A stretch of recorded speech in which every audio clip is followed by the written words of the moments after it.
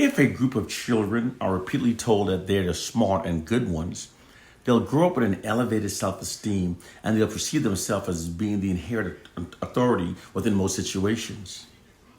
However, if a group of children are repeatedly told that they're the dumb and bad ones, they'll grow up with feelings of self-doubt, self-loathe, and with a lowered self-esteem. They'll also become more compliant with the dominance of other groups over their lives. Many will in fact even prefer it. This outlined scenario presents the hidden truth of what's being secretly done within white governed schools, wherein which the education we're taught has been deliberately distorted to falsely bolster the self-image and self-esteem of only white students, whilst black students are being secretly conditioned to perceive ourselves through a false inherent inferior identity that aids the white society in maintaining their social dominance over black people. Schools are tools of the government designed to mold the character of the students according to the will of the government. Although all white governments publicly professes equality for all citizens, they are all unrelentingly committed to the preservation of their nation's white dominance over black people. As a means of maintaining white social dominance over blacks, the white educational system is deliberately designed to inspire the future aspirations of only white students, while simultaneously instills a value system into the collective minds of black students that makes us grow up more compliant with white dominance over our lives. Here is how it works. White social scientists theorizes that people function based upon what they're taught to believe about themselves. Furthermore, that a people's future is predestined by the history they're taught to believe about themselves. Because people references their future capabilities based upon their past achievements. Furthermore, also according to the theory, truth is not important to inspire a people's future. What's only important is what's perceived as being true. Therefore, to inspire the future aspirations of white students, the educational curriculum has been whitewashed to make Caucasians appear more relevant and more significant throughout history than they truly in fact were, thus inspiring the future aspirations of only white students. This is what's meant when white social scientist says that those who controls the past also controls the future. Now here is how denying black students of a black racially affirming education also aids in maintaining white social dominance over black people. According to white social scientists, in order for a ruling class to maintain its position of social dominance over its subordinate population, they must condition the subordinate population from a very early age to accept their own subordinate status and to adhere to the authority of the dominant culture. To do so, the education given to the subordinate population from the time that their minds are young and most impressionable must be the type that denies them of a racially affirming curriculum. When the oppressed population are denied of a racially affirming education, this conditions them to accept their subordinate status within the society dominated by their oppressors. In fact, when the oppressed are denied of a curriculum that makes them feel proud of their group, even the brightest among them may have little, if any, hope of mentally extracting themselves from their psychological assigned low dominated position within the society. This is the true reason why black people are learning more black racially affirming facts from each other on social media than we do so from within white governed schools. It's also the true reason why black students are being taught that Africans were illiterate and uncivilized before the Europeans invaded, and that they therefore have no significant history that predates the invasion. It's designed to impede the future aspirations of black students. However, the truth is the exact opposite. Africans are the first to build in stone and to smelt metals. Africans invented the wheel, paper, the calendar, the concept of 24 hours in a day. The world's oldest university library, manuscript, encyclopedia, human prosthetic, mathematical tools, medical journals, and the world's largest wall ever built are all found in Africa. It's not the Great Wall of China, it's the Great Wall of Benin in Nigeria, which is 4 times larger than the Great Wall of China. It's also officially recognized by the Guinness World of Records as being the largest wall ever built in human history. Moreover, long before Caucasians invaded Africa, it was Africans that civilized Europe. Africans introduced science, writing, math, and philosophy to Europe. Greece's first scholars openly admitted that they were educated by Africans. Africans also introduced hygiene practices such as shaving, the use of toothpaste, deodorant, and even the daily bath to Europeans. These black racially affirming facts are being deliberately withheld from the education and development of black students because doing so conditions black students to perceive ourselves through a false inferior identity that aids the white society in maintaining its white dominance over black people. Carter G. Woodson wrote of this same fact nearly 100 years ago in his book entitled The Miseducation of the Negro, published in 1933, in which he states that if you make people think that they're justly an outcast, you don't have to order them to accept a subordinate status. They'll accept it without being told to do so. The reason why the white society conditions black students to believe lesser of ourselves is because black people actually represent the greatest threat against the system of white supremacy. I know that this disclosure may be a hard pill to swallow for many people, since we have been constantly told that black people are the wretched leeches of the white society. But that's merely an elaborate deception created by a black racially devaluing perception management system. Perception management is a propaganda technique that involves altering the perceptions of reality to suit the objective of the ruling class. It's an essential part of information warfare. Perception management systems are very effective because public perceptions are not shaped based upon facts nor reality. Public perceptions are actually shaped by the narratives that are fed into a society. Therefore, the basic tool required for distorting the public perception of reality is to merely feed these false narratives into society.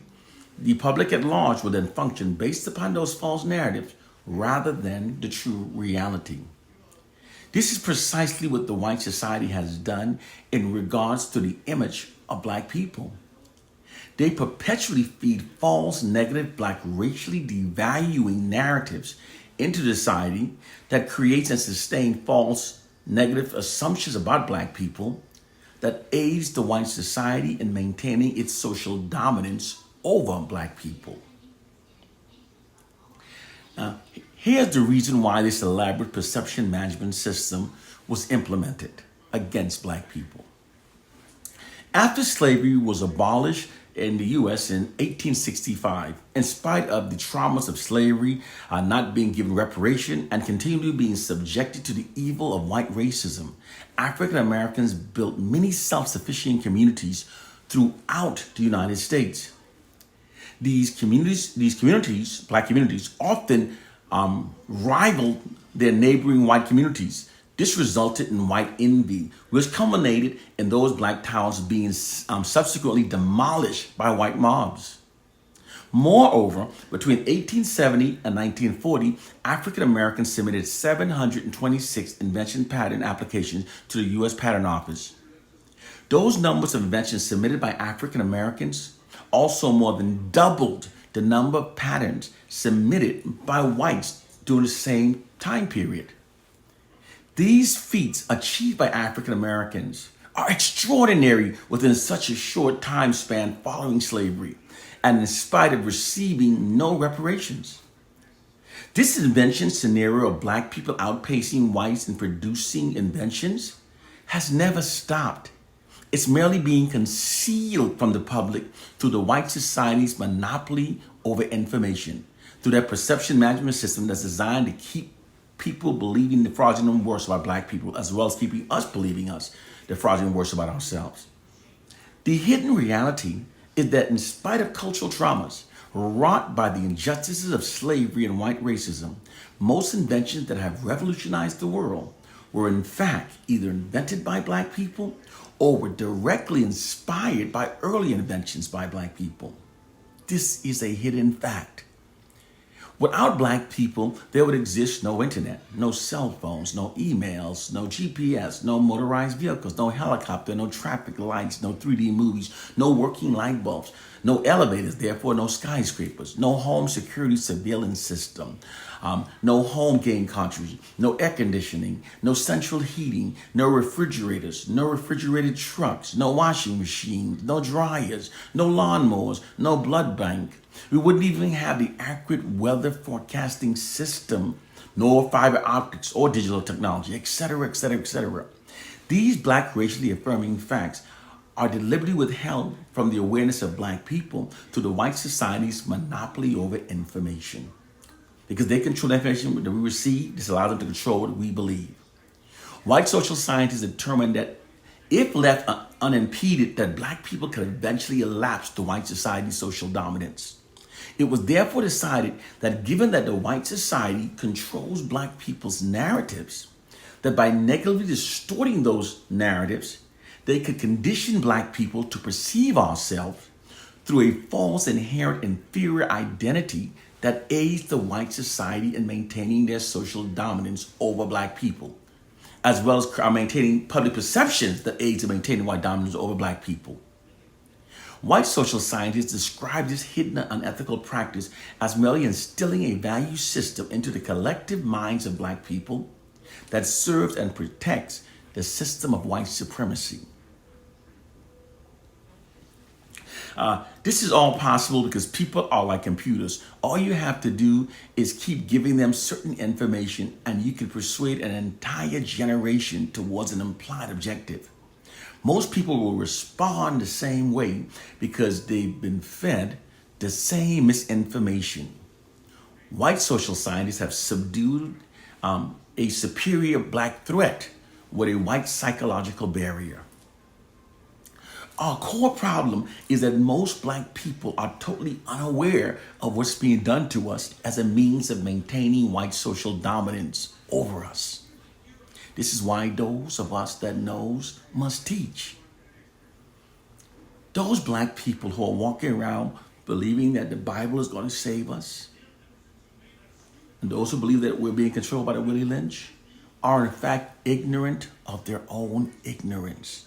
Totally ignorant of their own ignorance. The Bible is a work of fiction written by Romans who engage in massive orgies, dead sports. That fact totally disqualifies the Bible from truly containing the words of God. The fact that the Bible condones slavery also totally disqualifies the Bible from the true words of God. The fact that history's most ungodly group of people are the ones who wrote the Bible also totally disqualifies from the word of God. The Willie Lynch myth is a myth. The Willie Lynch story was written in 1970 by Dr. Akina Ashanti. He admitted that he wrote it. This is also why when an expert examined the letter, they found it contained modern words that was inconsistent with the 1700 days, proving it's a work of fiction. Sometimes it's easier to fool people than it is to show them that they've been fooled. Black people, you have to wake up and learn the truth. Because if our understanding of our plight and condition remains flawed, then all remedies that stem from those misunderstandings will also be flawed. Our plighted condition is the white society exploits their monopoly over information to manipulate us to think in ways that are against our own self-interest and in ways that serves and protects the system of white supremacy. This is our reality. They've exploited their monopoly over information that we receive to control what we believe in ways that serve the white society. This is the true reason why many black people are now self-loathing, perceive ourselves as being our own worst enemies, and revere as Caucasians in spite of a brutal history to the contrary. The white society deploys information warfare against us. We have to elevate our minds and understand. We've been made to trust those who've never earned our trust. We've been made to accept narratives about us that come from those who've been telling lies about us for 500 years. And we can see that this is not normal because our minds have been socialized. We're going through life thinking without actually thinking. Brothers and sisters, it's time to wake up to our reality. One love and peace. Visit my webpage, www.theblackpeoplematrix.com, theblackpeoplematrix.com with an S. Okay? Now, you notice I don't always talk about that because this isn't about money. But if you want more information, go to www.theblackpeoplematrix.com and order your copy of my book, The Black Matrix. If you don't want to order it, don't order it. But learn the information that I'm putting online for free. Teach it, share it. Teach it to our children. Teach our children early the knowledge that came to us late. Brothers and sisters, one love and peace.